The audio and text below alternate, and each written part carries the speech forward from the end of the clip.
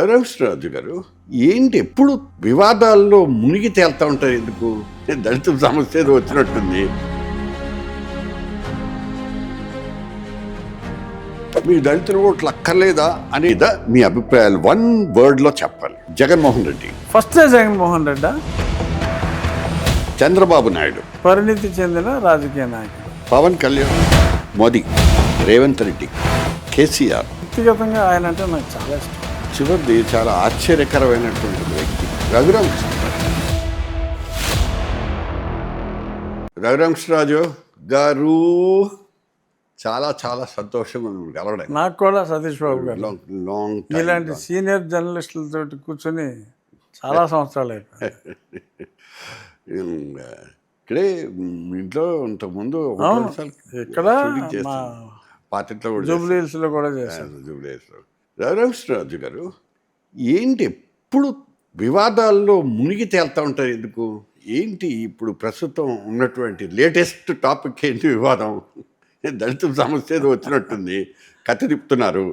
ఏంటి అసలు? లేదండి, అది నాకు చెప్పండి అసలు ఏం జరిగింది యాక్చువల్గా.